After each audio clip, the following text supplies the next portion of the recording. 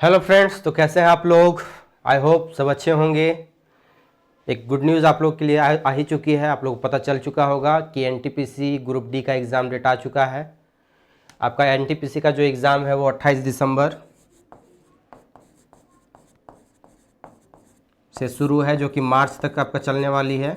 ठीक है, उसी को ध्यान में रखते हुए उससे एनटीपीसी से रिलेटेड जो भी इम्पोर्टेंट टॉपिक है उसको हम लोग लेकर चलेंगे और एक एक दिन में उस टॉपिक को हम लोग कंप्लीट करते चलेंगे, प्लस उसका एमसीक्यू भी करेंगे। ठीक है, तो आज जो हम लोग शुरू कर रहे हैं वो 8वीं अनुसूची में वर्णित जो 22 भाषा है।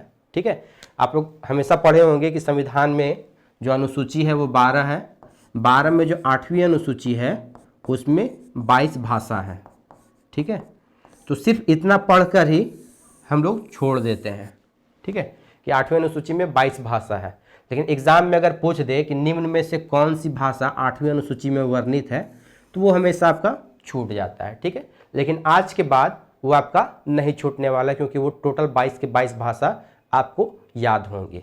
और याद अगर नहीं भी कर पाते हैं तो एग्ज़ाम में उसको आप आराम से टिक कर लीजिएगा, क्योंकि आप इतने अच्छे तरीके से यहाँ पे सीख जाइएगा। ठीक है, तो चलिए शुरू करते हैं कि कौन कौन से भाषा है 22 में, वो चीज़ देखिए।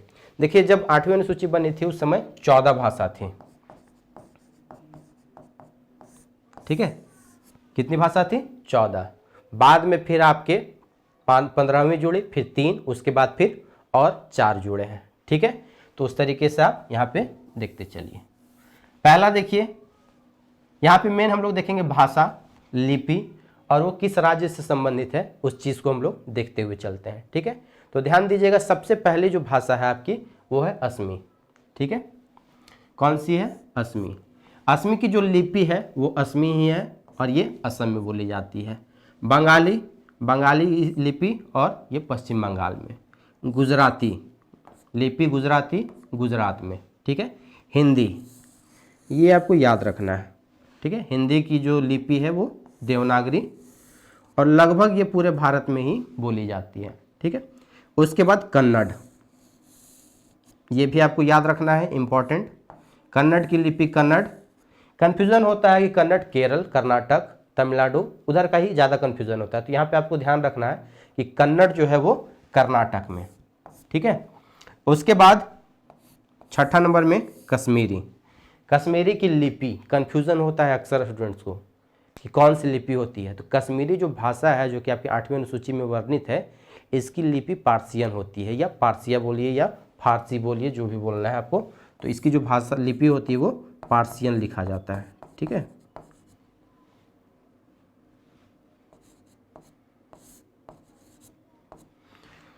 कश्मीरी का पार्सियन। तो यहाँ पे कितना भाषा देखें? असमी, बंगाली, गुजराती, 3 याद रखिए। असमी, बंगाली, गुजराती, तीनों की लिपि सेम, तीनों लगभग वही राज्य। ठीक है, असमी, बंगाली, गुजराती। उसके बाद एक देखिए आप हिंदी, हिंदी का देवनागरी। कन्नड़, कन्नड़ का कन्नड़ लिपि और ये कहाँ? कर्नाटक में बोली जाती है। एक आप देखें कश्मीरी, कश्मीरी उसकी लिपि पार्सियन, जम्मू कश्मीर में। ठीक है, अगला देखिए। नेक्स्ट है आपका मलयालम, लिपि भी मलयालम, केरल। ठीक है, कन्नड़, कर्नाटक, मलयालम, केरल। ठीक है, आगे देखिए मराठी, लिपि देवनागरी, कहाँ पे? महाराष्ट्र में। उसके बाद है आपका उड़िया, उड़िया ही लिपि है और ये उड़ीसा में। ठीक है, इंपॉर्टेंट याद रखिए, ये बहुत बार एग्जाम में पूछा हुआ है, पंजाबी। ठीक है, पंजाबी की लिपि गुरुमुखी, पंजाब में बोली जाती है, पंजाबी की गुरुमुखी। इसमें से आपको क्या क्या याद रखना है? मलयालम केरल में, पंजाबी पंजाब में, गुरुमुखी। ठीक है, मलयालम केरल, पंजाबी गुरुमुखी पंजाब। ठीक है, एक मराठी याद रखिएगा, नहीं तो फिर पता चला कि एग्जाम में पूछ दिया कि मराठी का लिपि क्या है, तो आप मार के आ गए मराठी है। तो मराठी की जो लिपि है वो याद रखिए देवनागरी। ठीक है, संस्कृत, ये तो आप जान ही रहे हैं, संस्कृत का देवनागरी। हिंदी, संस्कृत, मराठी आपका देवनागरी। ठीक है, उसके बाद तमिल, शुरू में ही तमिल है तो यहाँ पे लास्ट में जोड़ दीजिए नाडु, हो गया तमिलनाडु। तो तमिल का लिपि तमिल और ये तमिलनाडु और पुदुचेरी में बोली जाती है। ठीक है, उसके बाद तेलुगु, तेलुगु लिपि तेलुगु ही, आंध्र प्रदेश और तेलंगाना। ठीक है। तेलंगाना में कुछ हिस्से में आपका हिंदी भी चलता है, तो हिंदी तो लगभग आप जान ही रहे पूरे भारत में ही चलता है, तो इसलिए ये कंफ्यूज नहीं करना है आपको, ठीक है। लास्ट में एक उर्दू, ठीक है, उर्दू का आपका पार्सियन है। तो कश्मीरी उर्दू, कश्मीरी एक तरीके से आपको उर्दू से ही रिलेटेड हो जाता है, तो याद रखिएगा कश्मीरी और उर्दू की जो लिपि है वो पार्सियन ही है, ठीक है। उर्दू आप जान ही रहे हैं कि कहाँ कहाँ बोली जाती है, एक कोई फिक्स एरिया है नहीं, आपका लगभग पूरे भारत में ही हिंदी उर्दू चलता ही चलता है, तो इसलिए उस चीज़ को आप याद रखिएगा। यहाँ पे क्या क्या मेन याद किए, ध्यान रखिए, मलयालम, ठीक है, मलयालम, मराठी, उड़िया, पंजाबी, संस्कृत, तमिल, तेलुगु, उर्दू, ठीक है। ये 14 जो कि 8वीं अनुसूची में शुरू में ही शामिल हुए थे, ठीक है। आगे हम लोग देखते हैं, नेक्स्ट है 15वें नंबर में जो शामिल किया गया है वो है आपका सिंधी, ठीक है।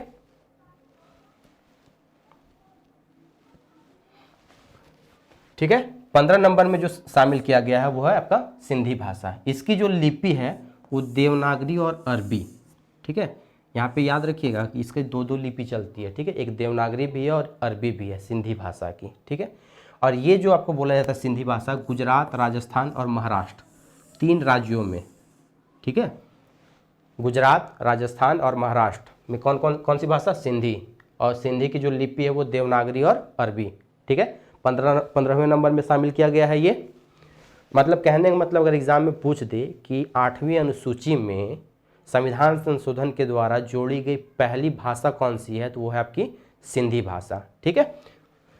तो याद रखिएगा कि 21वां संविधान संशोधन 1967 के तहत 8वीं अनुसूची में इसको जोड़ी गई है, ठीक है।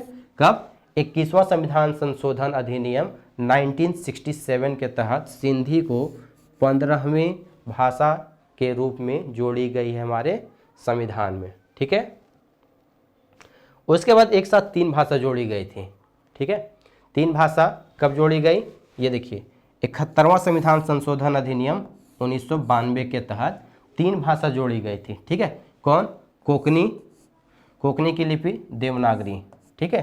कोंकण क्षेत्र आपका ये गोवा और कर्नाटक का क्षेत्र आता है, ठीक है। गोवा में ज़्यादा और कर्नाटक के कुछ हिस्सों में, जो ऊपर वाला हिस्सा है उसमें आपका कोंकणी बोला जाता है, ठीक है।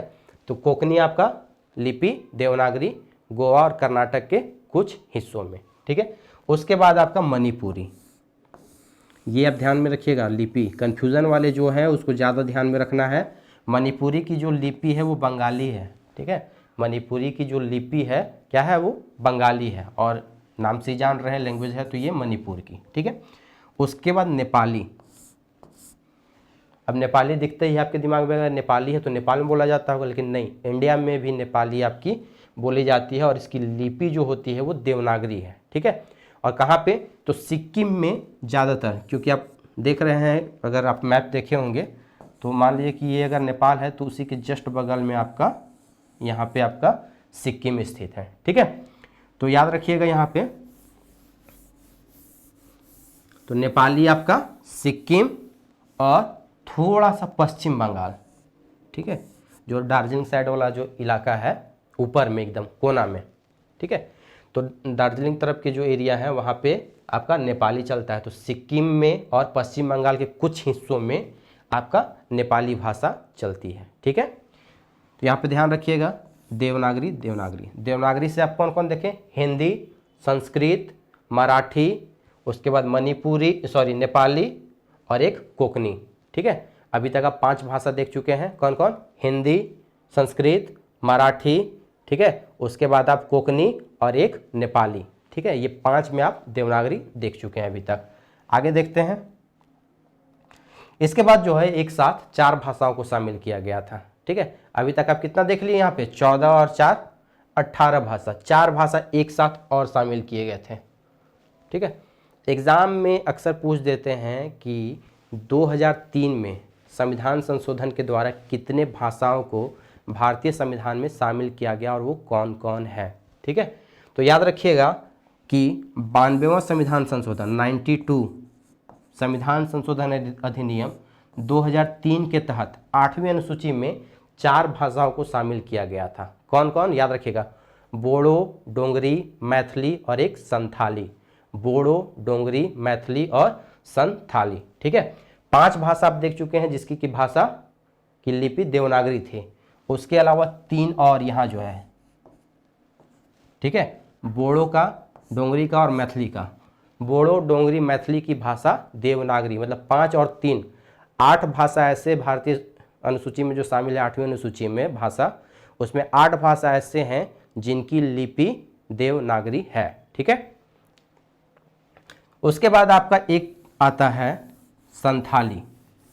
ठीक है, तो यहाँ पे बोडो देखिए कहाँ कहाँ बोली जाती है, तो बोडो आपका ये याद रखिएगा, ये पूछा हुआ क्वेश्चन है कि बोडो किस राज्य की भाषा है या किस राज्य में बोली जाती है। तो बोडो आपका असम में ज़्यादा बोला जाता है, पश्चिम बंगाल के कुछ हिस्सों में जो असम से थोड़ा टच करती हुई है उधर आपका बोला जाता है। ठीक है, तो बोडो लिपि देवनागरी असम और पश्चिम बंगाल के कुछ हिस्सों में। ठीक है, उसके बाद आपका डोंगरी। डोंगरी आपका जम्मू कश्मीर और हिमाचल प्रदेश में चलती है। ठीक है, जो डोंगरी है आपका जम्मू कश्मीर और हिमाचल प्रदेश। मैथिली, इसकी भाषा लिपि देवनागरी बिहार में ये बोली जाती है, बिहार के कुछ हिस्सों में। ठीक है, उसके बाद आपका संथाली। संथाली की लिपि है ओल चिकी। ठीक है, संथाली की जो भाषा है वह है ओल चिकी और ये आपका झारखंड, बिहार के कुछ हिस्सों और पश्चिम बंगाल के कुछ हिस्सों में बोली जाती है। ठीक है, ये संथाल जनजाति के द्वारा बोली जाती है। जो झारखंड से होंगे उनको पता है कि संथाली भाषा संथालों के द्वारा बोली जाती है और ये झारखंड में ज़्यादा बोली जाती है, तो आपकी संथाली भाषा है। ठीक है, इससे क्वेश्चन अक्सर पूछ देते हैं कि इनका क्रम कौन कौन सा है। ठीक है, तो इसको आप शॉर्ट में याद रखिए, BDMS। ठीक है, BDMS, बोडो, डोंगरी, मैथिली, संथाली।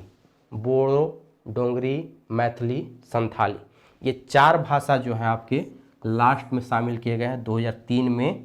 ठीक है, कब? 2003 में 92वां संविधान संशोधन अधिनियम के द्वारा। ठीक है, एक स्टार मार्क करके लिखा हुआ है, ये ध्यान से देखिएगा यहाँ पे। अभी जो है वर्तमान में अगर एग्जाम में पूछ दे कि 22वीं अनुसूची जो आपके संविधान की 8वीं अनुसूची है उसमें वर्तमान में कितने भाषा को और उसमें शामिल करने के लिए एक सूची बनाई गई है या भेजी गई है, तो 41 भाषा जो है, 41 भाषा की लिस्ट अभी सरकार के पास है जो कि 8वीं अनुसूची में शामिल करने की मांग की गई है। ठीक है, तो ये चीज़ ध्यान में रखते हुए आप काम कीजिएगा यहाँ पे। तो ये सारा चीज़ इम्पॉर्टेंट है। आई होप आपको 22 भाषा सारी की सारी अच्छे से याद हो गई होगी, उनकी लिपि किस राज्य से संबंधित है वो सारा चीज़ आपको अच्छे तरीके से याद रखना है। ठीक है, अब इससे एग्ज़ाम में क्वेश्चन कहाँ बनता है ये चीज़ पूछना है। ठीक है, तो आपको याद होना चाहिए कि 2020 में नहीं मिला अभी तक, लेकिन 2019 में जो है, ठीक है, 2019 में साहित्य पुरस्कार,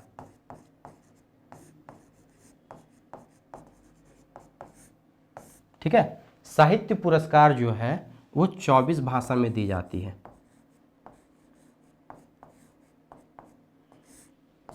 ठीक है, भारत में जो साहित्य पुरस्कार पुस्तक के क्षेत्र में दी जाती है, चाहे कविता हो, कहानी हो, उपन्यास हो, वो इसके क्षेत्र में दी जाती है, वो 24 भाषा में दी जाती है। तो 24 में से 22 भाषा जो है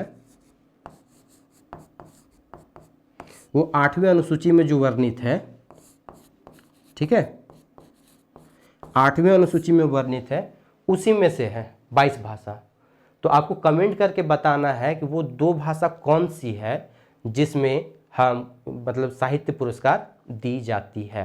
ठीक है, तो आपको कमेंट करके बताना है कि 22 के अलावा, मैंने बताया कि 24 भाषा में साहित्य पुरस्कार दी जाती है, तो 22 के अलावा 2 अन्य कौन सी भाषा है जिसमें साहित्य पुरस्कार दी जाती है। ठीक है, और 2019 में किसको किसको मिल चुका है, ठीक है, उस अन्य 2 भाषा में। ठीक है, वहाँ पे आपको कमेंट करके बताना है। बाकी आपका साहित्य पुरस्कार का जो है वो अलग से एक वीडियो बनेगा। ठीक है, वहाँ पे आप उसको देख लीजिएगा, किस पुस्तक को, किस लेखक को और किस भाषा के लिए दिया गया है, वो सारा चीज़ आपको किसी एक वीडियो में आगे चल के मिलेगा। ठीक है, आई होप आपको यहाँ तक सारा चीज़ क्लियर हो चुका होगा और अब तैयारी में ज़ोर शोर से लग जाइए, क्योंकि एनटीपीसी का आपका एग्ज़ाम डेट आ चुका है। तो इसमें किसी प्रकार की कोताही ना बरतें, ठीक है। और अगर इसका आप पीडीएफ चाहते हैं तो किरण एकेडमी के टेलीग्राम ग्रुप में, ठीक है, पीडीएफ के लिए किरण एकेडमी